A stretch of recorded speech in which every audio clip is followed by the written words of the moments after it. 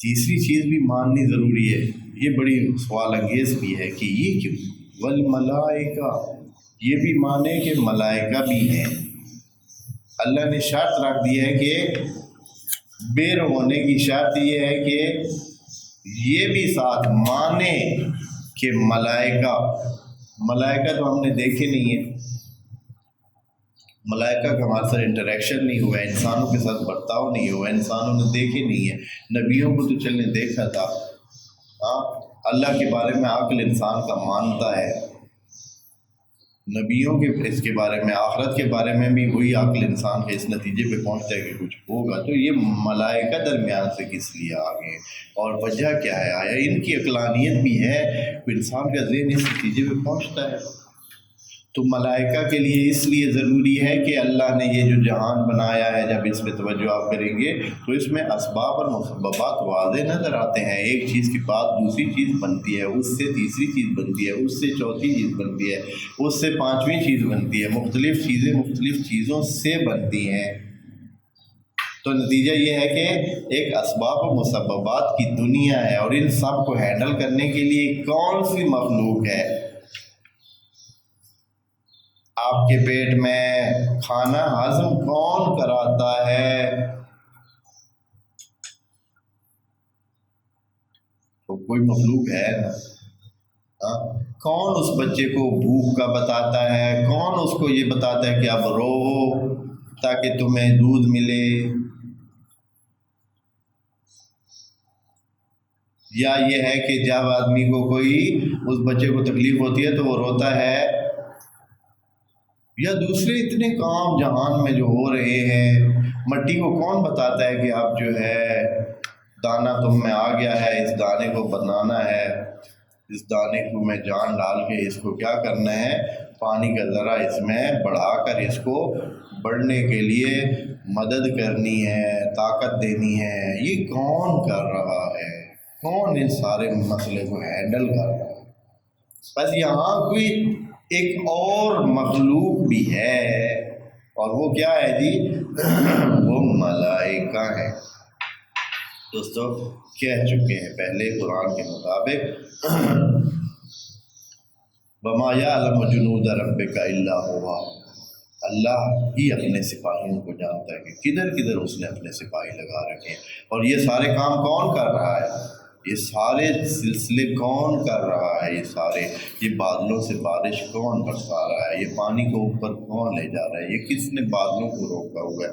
یہ کون بادلوں کو چلا رہا ہے؟ پتہ نہیں کتنے ایکشن اور ری ایکشن، عمل اور رد عمل اس جہان میں ہو رہا ہے۔ اس کو کون آگے پرت، اگلی پرت میں کون لے کے جا رہا ہے؟ کیا ہے؟ تو یہ ساری مخلوق ایک مخلوق چاہیے جو کہ کھربوں اربوں خربوں پتہ نہیں کتنی مخلوق ہوگی۔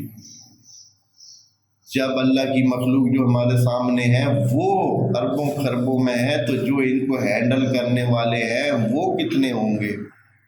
اس لیے ملک کا معنی بھی پہلے عرض کر چکے ہیں، ملکہ من اولکا، من اولکا کو کہتے ہیں ملک۔ ملک یعنی جس کو الگ کیا گیا ہو، جس کو رسالت دی گئی ہو، جس کو ڈیوٹی دی گئی ہو، جس کو کوئی کام سونپا گیا ہو، اس کو کہتے ہیں ملک۔ پس ملک کتنے ہیں؟ جس کی جمع ملائکہ ہے، کوئی حد نہیں۔ اس لیے اللہ نے کہا ما یعلم جنود ربک الا هو، بس اللہ کو پتا ہے کہ کتنے ہیں، کوئی نہیں جانتا۔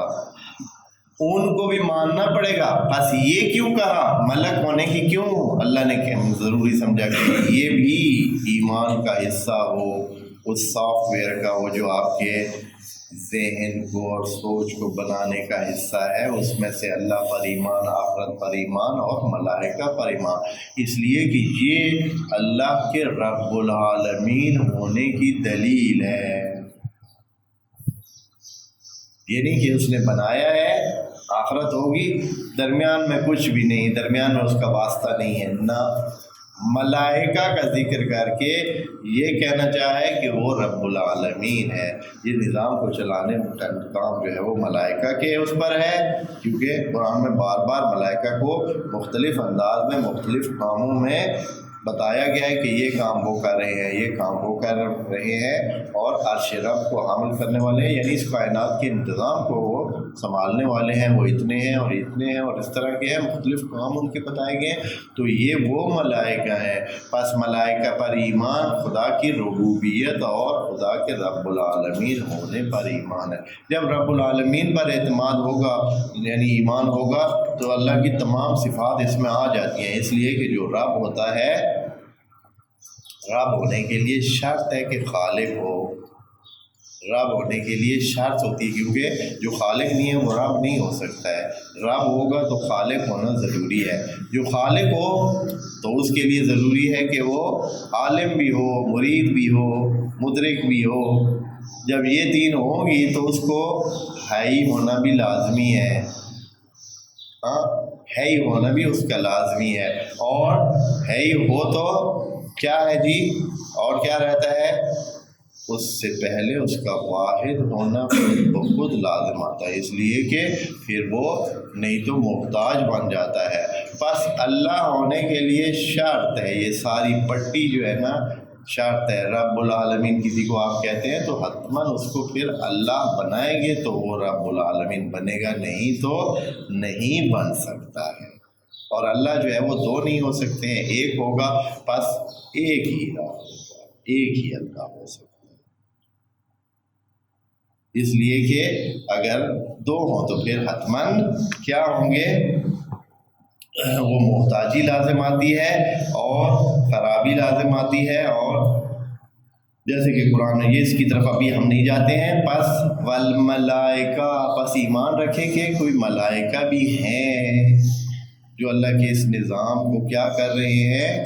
چلا رہے ہیں، اور اسی بنیاد پر اللہ کیا ہے؟ رب العالمین۔